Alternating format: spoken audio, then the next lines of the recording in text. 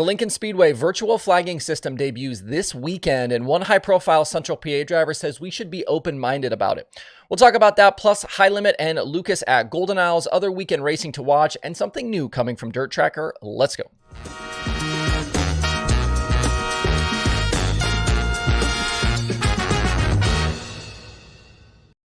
It's Thursday, February 22nd. I'm Justin Fiedler. This is DIRTRACKR Daily. Before we get started, I've got a little streaming news for you out of Texas. RaceOnTexas.com announced today a rebrand of their streaming platform to just RaceOn. The broadcaster is entering its 10th year in operation and carries over 400 live events a year, focusing on over 20 local racetracks. They will also carry several larger events in 2024, including the Lone Star 600 and the Short Track Nationals. There's a lot of pressure right now for racing promoters to secure stronger revenue sources, and RaceOn has a unique model where they share revenue every month with their member tracks. They released a podcast on their platform recently talking about the changes and the focus shifting to a stronger marketing push for these member tracks. If you want to check that out, you can go to their new website, RaceOn.com, and give it a listen. While you're there, check out their upcoming broadcast schedule and sign up for a subscription. A monthly plan gets you access to all of their live racing, replays, plus it supports your local racetrack. Coming up, they'll be streaming racing from tracks like Hunt County, Boot Hill, and Big O, which includes modifieds, flat track motorcycles, and plenty more. That's RaceOn.com. You can find them in the Apple app and Google Play stores, along with Fire TV and Roku. I dropped a trailer this morning for a new video series coming to the DIRTRACKR YouTube channel. I've partnered up with sprint car driver Zach Hampton, and we'll be sharing a full sprint car build over the course of a multi-part video series.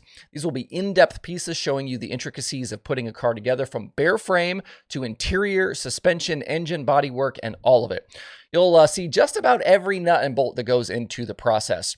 Part 1 will debut in the coming days, so stay tuned for that. I haven't finished editing all of the footage just yet, but will end up being maybe 8 or 10 videos. And I also have a shop tour video with Zach as well, so tons of good content coming up.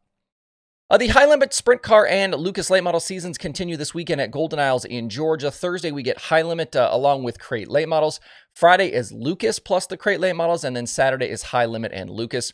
We're just 2 races deep into the High Limit season with only East Bay complete, but Kyle Larson and Tyler Courtney already have 1 win each, and Brad Sweet and Corey Day are tied atop the way too early season standings. Teams did have a chance to practice last night, and looking at my race pass and social media, looks like Rico Abreu had the single fastest lap on the night. The pre-entry list for the weekend includes 26 sprint cars. That's the 17 full-time high limit drivers, plus Ryan Timms, Sam Haverteep, Cole Macedo, Kevin Newton, Dylan Norris, Anthony Macri, Eric Riggins, Kyle Larson, and Austin McCarl. For being in Georgia and a week removed from the kind of real end of speed weeks in Florida, I think getting 26 cars for this one is a win. East Bay was boosted by having so many 360s there, and this one was going to be a tough draw. With the Icebreaker happening this weekend at Lincoln, you figured no PA cars would come down, but we are getting Macri and Norris. And Golden Isles hasn't hosted a whole lot of sprint car racing. This is not exactly a hotbed of sprint car racing. So I think handicapping as well, this one will be a little bit tough. It's red clay like we see at Charlotte, similar length, 0.4 of a mile. Lap times look to be pretty comparable as well. If we use Charlotte as a barometer, I'd keep an eye on Sweet, Rico, Brent Marks, Sunshine, and obviously Kyle Larson. Kyle Larson will continue to be a problem for the high limit teams anytime he makes the trip this season. And this weekend is an easy one, as the NASCAR Cup Series is not far away, racing in Atlanta, and Larson is double dipping with the late model as well. I wanted to give you a few numbers though on Larson's recent sprint car success and just how good he's been. Going back through 2022, Young Money has made 58 sprint car starts. He's won 18 times. It's about 31% of those races. He's also got 39 top 5s and 47 top 10s in that same stretch. With Larson set to run something near half the high limit schedule, I was also curious who beats him the most often when he doesn't win. And the answer is actually pretty good for the high limit teams. Rico, Brent Marks are the winningest drivers against Larson the past 2 years. They each have won 5 times with the Silva 57 in the field. Other drivers with multiple wins against him include David Gravel, Sweet, Donnie Schatz, Logan Schuchart, Sheldon Hodenshield, Gio Scelzi, and James McFadden. On the Lucas side, we're much deeper into that season with 12 races already complete through Speed Weeks. I'm not sure if we're counting this second trip to Golden Isles as part of Speed Weeks or not.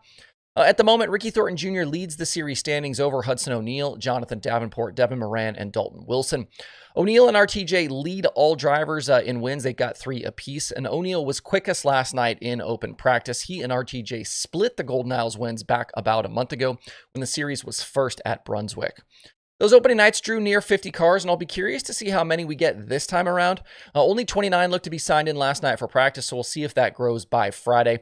We do still lack clarity on the full-time status for a few different drivers on the Lucas side as well. Jonathan Davenport is kind of the main one. He's third in the standings, already has a win, but has been pretty non-committal about whether he'll do the full tour again. Flow Racing's Michael Rigsby said not long ago he thinks JD will do it, but nothing has been confirmed. Davenport's website still showing a blank schedule after this weekend's races. And the same is true for Tyler Erb. Nothing set for his schedule after this weekend either. He struggled at Golden Isles previously and Alltech, but had speed at Ocala and was strong all week at East Bay. We'll see if they can parlay that East Bay speed into more success going forward. If you can't be at Golden Isles this weekend, Flow Racing will have the live streams. In Central Pennsylvania this weekend, their 410 sprint car season gets started at Lincoln Speedway with the Icebreaker. It's going to be chilly, so pack that warm gear, but racing looks like it will happen.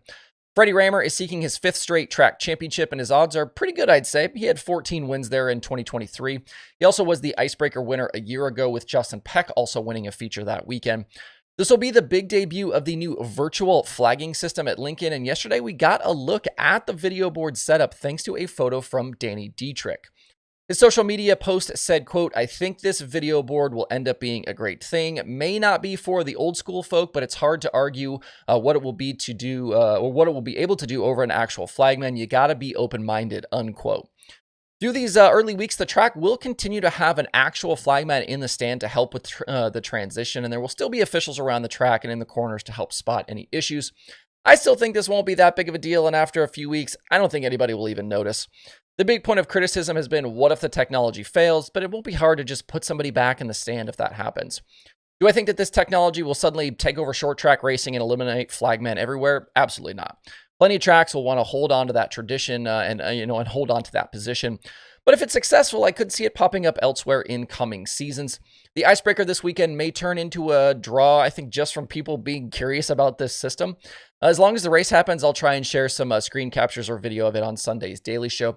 The Icebreaker will be streamed live over on Flow Racing as well.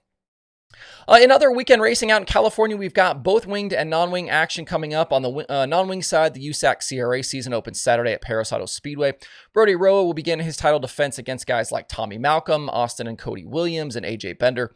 Some other drivers expected to race there include Charles Davis Jr., Logan Calderwood, Austin Grabowski, and Eddie Tafoya Jr.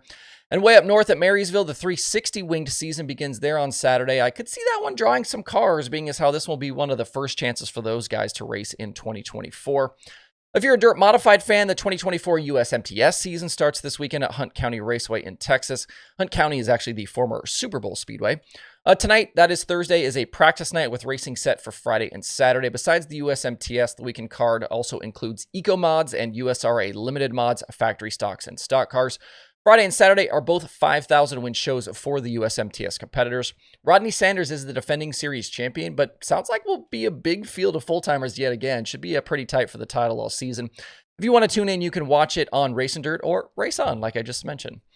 And down in Florida at Southern Raceway, they've got crate racing USA late models for 10,000 to win this weekend, along with USCS sprint cars and other divisions. You can watch that one live over at huntthefront.tv. All right, that's it for the Daily Show this week. I appreciate all of you who continue to tune in and support what I do here. Hope you guys have a great Thursday, a great weekend out there. We'll see you right back here on Sunday.